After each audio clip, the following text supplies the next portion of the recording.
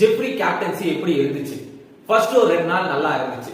அடுத்த 3 நாள் ஜெஃப்ரி அவருடைய மைண்ட ரொம்ப கிளாரிட்டியா இல்லாம பண்ணிட்டாரோ? கோவா கேங்ல இன்வால்வ்மெண்ட் ஆனதுனாலயா, இல்ல ஜெஃப்ரி அந்த கேப்டன்சியை தாக்கு பிடிக்க முடியலையா, அந்த வெயிட்டேஜ் ரொம்ப அதிகமா இருந்துச்சா அப்படின்னு கேட்டா எனக்கு தெரிஞ்சு ரெண்டுமே உண்மைதான். கோவாவோட இன்ஃபுளுன்ஸும் இருந்துச்சு, அதே மாதிரி அவர் அந்த வெயிட்டேஜை தாக்கு பிடிக்க முடியாம சுச்சுவேஷன் இருந்துச்சு. தர்ஷிகா மில்க் எடுத்தா தப்பு இல்ல, தர்ஷிகா அவார்டு செஞ்சா தப்பு இல்ல, ஆனா மஞ்சரி செஞ்சா தப்பா? இத விஜய் சேதுபதி நச்சுன்னு கேட்டாரு, ஜெஃப்ரியால பதிலே சொல்ல முடியல.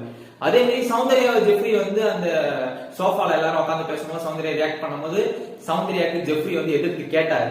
ஆனா மஞ்சரி கிட்ட சௌந்தர்யா பண்ண ரியாக்ஷன்ஸ் கிட்டத்தட்ட ஒரு எல்லோ கார்டு கொடுக்குற கிட்ட ஒரு விஷயம் தான் அது. அதுக்கு ஜெஃப்ரி எதுவும் கேட்கல. அதையும் விஜய் சேதுபதி ரொம்ப கிளியரா கேட்டாரு. தீபக கம்பேர் பண்ண போனா ஜெஃப்ரி ஒரு 20% கூட பண்ணல, 10 to 20% கூட பண்ணல. ஜெஃப்ரியோட கேப்டன்சி ஓவராலா சொன்னா சுமாராவே தான் இருந்துச்சு.